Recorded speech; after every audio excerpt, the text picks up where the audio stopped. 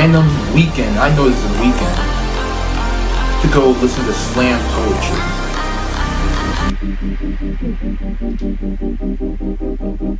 Now, if it was the other way around, now.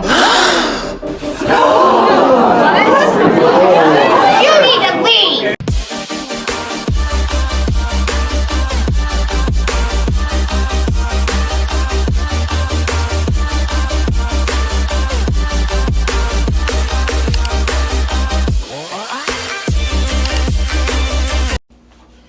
Yo, what's good YouTube? It's your boy Bentley Sweats. We're back with another video.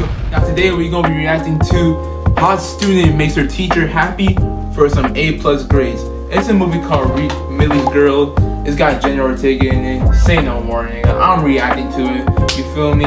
But you know, smash the subscribe button, click the like button, and we're gonna be seeing more videos coming soon to 2025. I'm telling y'all, bro, you do not want to miss this upcoming content that's coming in.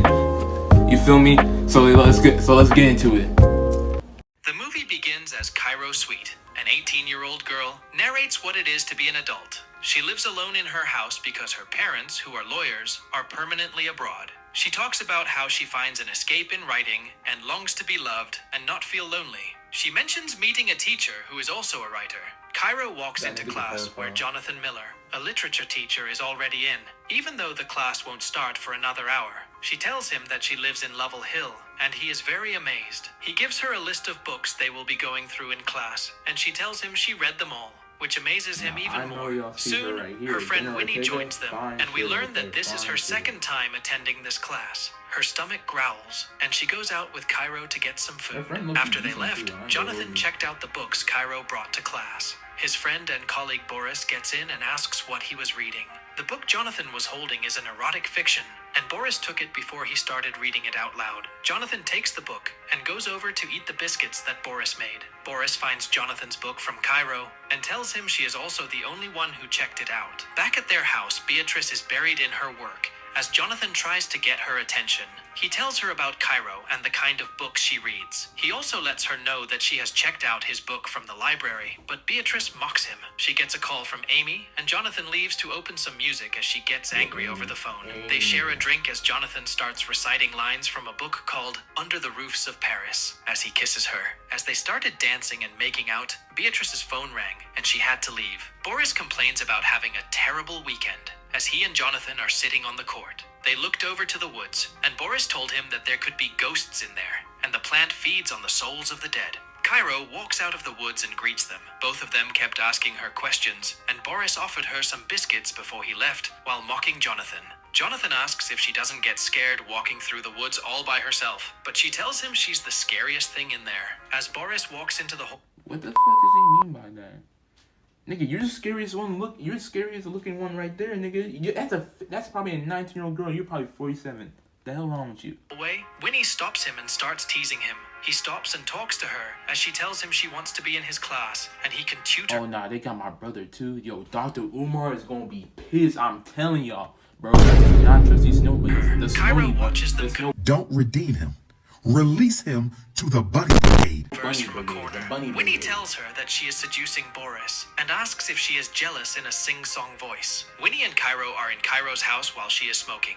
Winnie asks where her parents could be at this time, and Cairo tells her even though she doesn't know how long they'll be there. Winnie asks Cairo to let her dress her up, saying she can be both smart and hot. Cairo is writing an essay to get into Yale, and she couldn't answer. Do y'all not know who fucking Jenna Ortega is?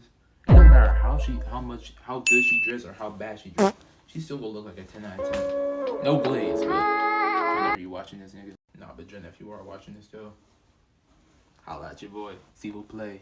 Yeah, that brother's starving. A question that asks what her greatest achievement is. Winnie tries to help her, but they can't find the right answer. She finally tells her to experience something worth writing about. Cairo asks her if she really is going to sleep with Boris, and Winnie tells her she wants an older man to do it with, as it will be her first time doing it. Winnie tells Cairo that Jonathan looks at her differently from all the other students, but Cairo said she couldn't believe it. In class, Cairo kept looking at Jonathan. He then asks her to see him after school. Boris is in Jonathan's class, asking about Beatrice and the book she's writing. He is invited for dinner, and Jonathan tells him to shower before he comes over. After Boris leaves his class, Jonathan opens the music and starts dancing. He finds Cairo giggling when he turns around. They sit by the couch, and Jonathan asks if she's been to the scroll sessions at Sally Bunny's, a poetry salon in a Victorian village, and tells her to go on the coming weekend. The reason why he wanted to see her was because of the story she wrote about her. Now, how old is this nigga? In this movie, how old is he? He looks around like 47. He's old enough to be her uncle. Which I guess it makes sense. Some cultures, you know, some of these white niggas,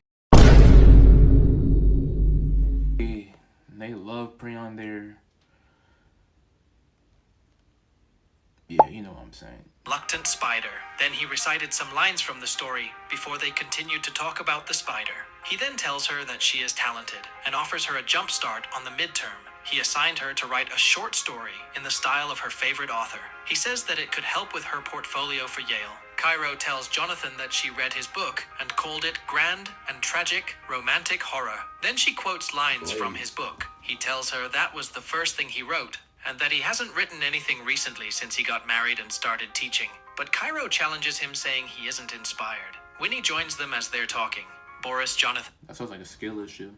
and Beatrice went out for dinner where Winnie was the waitress. Beatrice asks why their order is not served yet, and Winnie offers a drink on her. Boris and Winnie sneered at each other, and Winnie called Jonathan a boring teacher, to which Boris laughed. Jonathan tells Beatrice that she is Cairo's friend before they discuss about her. Beatrice tells Jonathan that he is better. Where are these names? They got Cairo, Boris. Actually, no, Boris is pretty common. But Beatrice?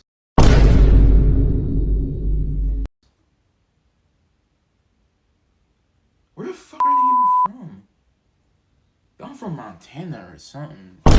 Teaching them writing, and that it isn't for him. Damn. They both tell him it's not because he can't write that he's not a writer, it's because he stopped writing and chose to be a teacher.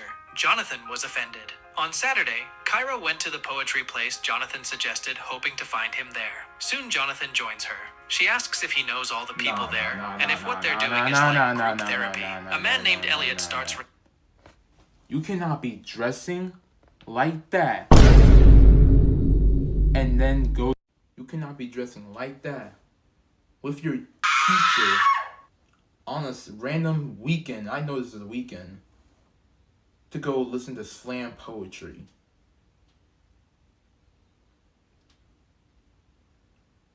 Now, if it was the other way around, now. You need to leave.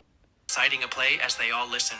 After the play was over, Jonathan and Cairo were outside, and he asked if she thought it was going to be bad, and she said yes while giggling. Boris and Jonathan are sitting in their usual place when Cairo brings them coffee. Boris offers her a biscuit he made, and she suggests that he sells them to raise money for his team, and that she will help with Jonathan. In school, Jonathan gets a text from Beatrice, suggesting that they go on a trip for the weekend. Cairo and Winnie went by Jonathan's class to find him hurrying to leave. He tells them about the trip with his wife. Cairo asks him for approval on the writer. Beatrice is his wife. Really, nigga? This nigga serious? And Winnie's a girl. Really, nigga? Oh, brother, this guy stinks! Winnie the Pooh? Like, what the fuck? Your parents named you after Christopher Robin's favorite fuck animal. Chose for the midterm. They talked for a bit What and the he hell did you left. say? Winnie starts Your parents named you after Christopher Robin's favorite fuck animal. chose for the mid, mocking Cairo for the way she talked to Jonathan while Favorite getting on stuff, his man. desk. Stupid, Boris I'm- walks in on them talking about it. He says he agrees with the biscuit baking idea and asks them both to help. Winnie stops him and asks for his number to make it easier and faster. After getting Boris's phone to call Cairo, nah. she puts it Hell nah. They got my brother. They got my brother too. Yo, Dr. Umar.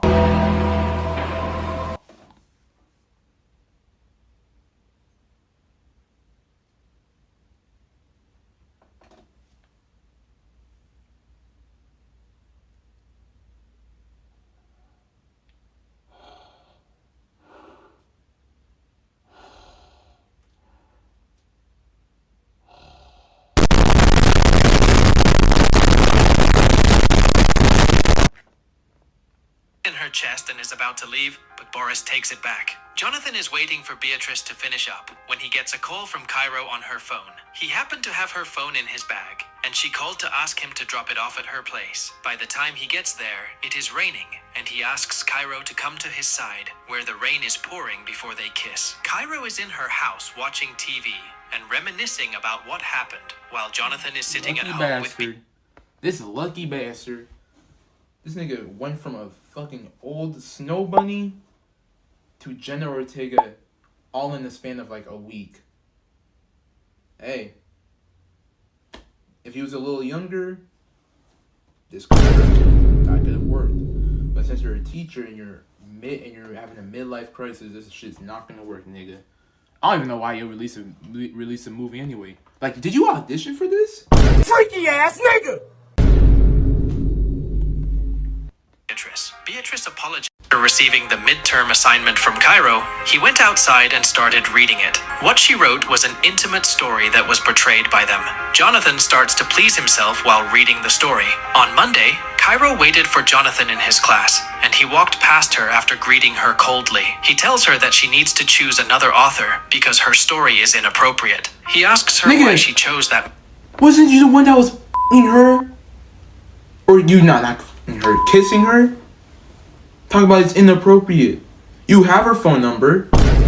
Your homeboy, who's my brother, who's our brother, in fact, a brother, he has her friend's phone number. You kissed her. You took her to slam poetry. And now you talk about it's inappropriate now. All because you gooned for who knows how long to that story while visualizing Jenna Ortega in that fucking red thong. But now you want to take a cold shower and talk about it's inappropriate. Man, shut your punk ass up, nigga. You got kind of 4K, nigga. EDP ass, nigga. Materials, and she answers him that it's about them. She tries to explain to him that the story is appropriate in different aspects, but he tells her to write a new story with a new author. Cairo tells him to stop talking to her like a stranger and tell her what he means, so he tells her to rewrite it, and if she doesn't, he will have to fail her for the midterm. He tells her he feels foolish and calls her a child. She tells him that his writing is bad and calls him a nobody, impotent, and mediocre, while kissing that child, asking him to fail her. Cairo walks out, thinking of heartbreak, and refers to it as a car crash. Cairo went home and drank while crying with Winnie by her side. Jonathan gets home and tells Beatrice he had a bad day, to which she offers him a drink. He tells her about the conversation he had with Cairo and the story she wrote. Beatrice excitedly asks him to show her the story. After reading it, she makes Jonathan say how Cairo described him in the story. Cairo asks Winnie to distract her, and she asks her to text Boris saying she's drunk and what he is doing. Jonathan keeps on reciting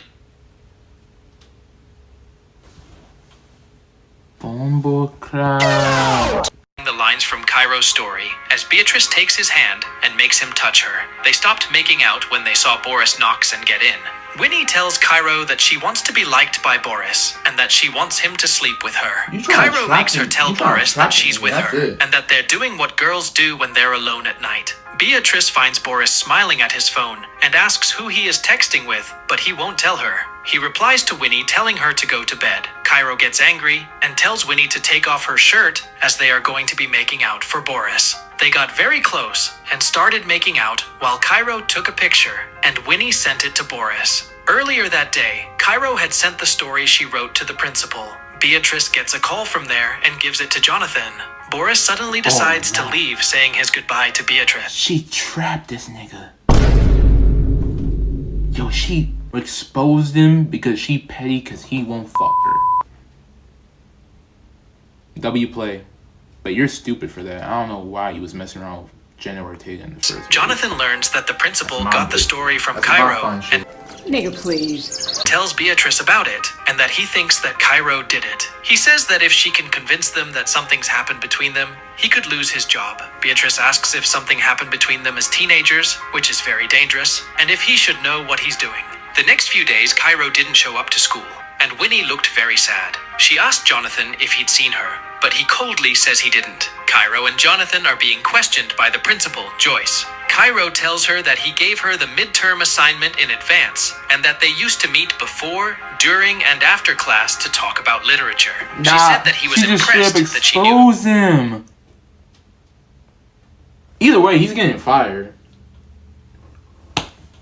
You're dumb for that. I don't He know what's was. wrong with you. Jonathan tells Joyce that Cairo is very talented and that he gave her Yeah, she's real mentorship talented. as she is better than the curriculum. Jonathan She claims only that they lasts 10 know each other seconds. as is appropriate for a student and a teacher. He mentioned the time he went to her place to give her phone back and the vacation he and Beatrice were supposed to go on. He said that he didn't touch her and that when she sent the story, he told her it was inappropriate for school.